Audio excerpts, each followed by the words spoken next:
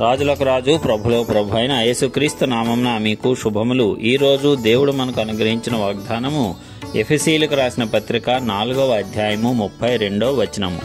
ఒకని ఎడల ఒకడు దయ కలిగి కరుణా హృదయులై క్రీస్తునందు దేవుడు మిమ్మును క్షమించిన ప్రకారము మీరును ఒకరినొకరు క్షమించుడి. ప్రియులారా, ఈ వాక్య ధ్యానాన్ని మనం పరిశీలించినట్లయితే క్షమాపణను గూర్చి దేవుడు సెలవిస్తున్నటువంటి మాట. ఒకని ఎడల ఒకడు దయ కలిగి ఉండాలంట, కరుణా హృదయులై క్రీస్తునందు దేవుడు మిమ్మును క్షమించిన ప్రకారము మీరును ఒకరినొకరు క్షమించుడి అని భక్తుడు వాక్యం ద్వారా మనకు సెలవిస్తున్నాడు. అంటే దేవుడే ఈ భక్తుని చేత ఈ వాక్యాన్ని మనకు తెలియజెప్తున్నాడు. ఎందుకంటే యేసయ్య మనందరినీ కూడా క్షమించాడు, మన పాపాలను క్షమించాడు.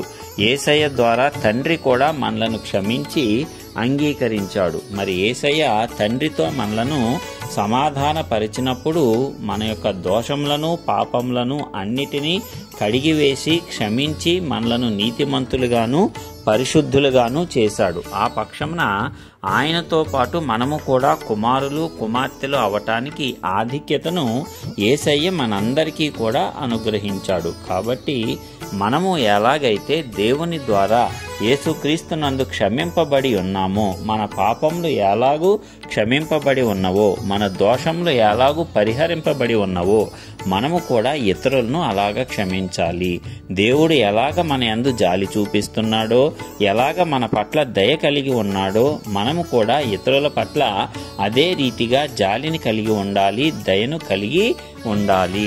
మరి మనము క్షమించబడి ఇతరులు మన పట్ల అదే అపరాధము చేస్తే మనము వారిని శిక్షించే వారముగా ఉండకూడదు.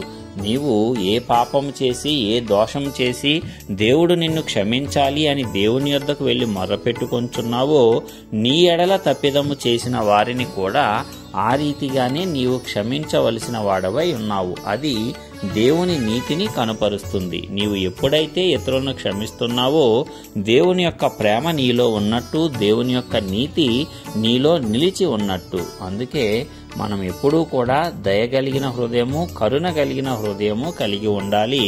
అవి యేసుక్రీస్తు యొక్క హృదయ లక్షణాలు.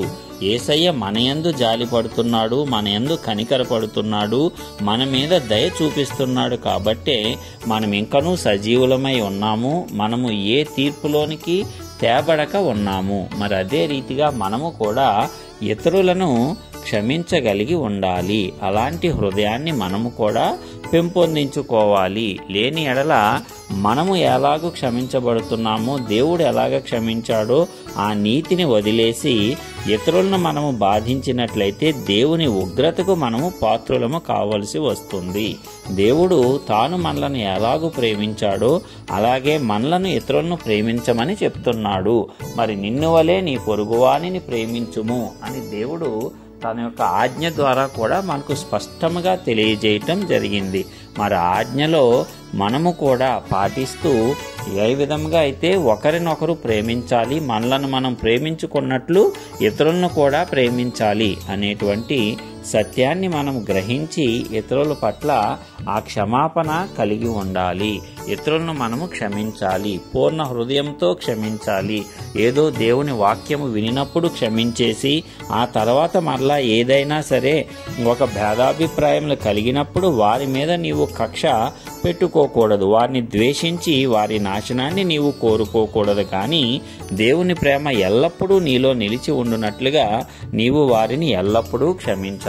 ఒకవేళ నీ యొక్క సహోదరులు గాని, నీ తోటివారు గాని, నీ ఇరుగు పొరుగు వారు గాని నీ ఎడల తప్పిదము చేసి తిరిగి వారి తప్పును తెలుసుకొని నీ వద్దకు వచ్చి క్షమాపణ అడిగినప్పుడు తప్పనిసరిగా నీవు వారి క్షమాపణను అంగీకరించాలి, వారిని క్షమించాలి. నీ పూర్ణ హృదయంతో వారిని క్షమించాలి. దేవుడు కూడా మనము ప్రార్థన చేసినప్పుడు ఇక ఎన్నడూ నీ పాపములను జ్ఞాపకము చేసి కొనను అని ఎలాగూ అంటాడో, మనము కూడా ఇతరులు మనకు చేసిన అన్యాయములను గాని, అక్రమాలను గాని, వారు చేసిన దోషములను గాని ఇక ఎన్నడూ మనము తలంచకూడదు. ఒక్కసారి వారిని క్షమించామంటే ఇంకా ఎన్నడూ కూడా వాటిని జ్ఞాపకము చేసుకోకూడదు. ఈ రీతిగా దేవుని యొక్క క్షమాపణ గుణాన్ని మనము కూడా కలిగి ఉండాలి.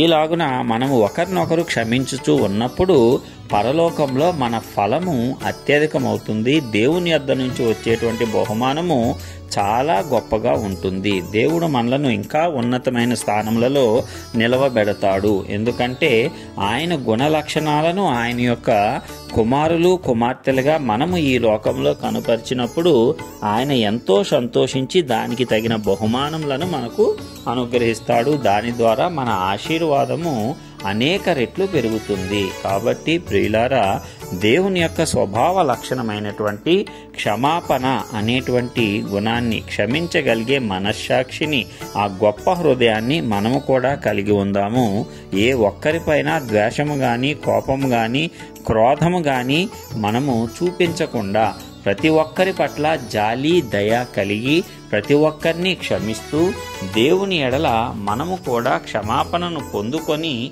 నిత్యము ఆశీర్వదింపబడటానికి ఆ పరిశుద్ధాత్మ దేవుడు క్షమాపణ గల హృదయాన్ని మనందరికీ అనుగ్రహించాలని నజరేయుడైన యేసు నామమున ప్రార్థించుచున్నాను. ఆమేన్.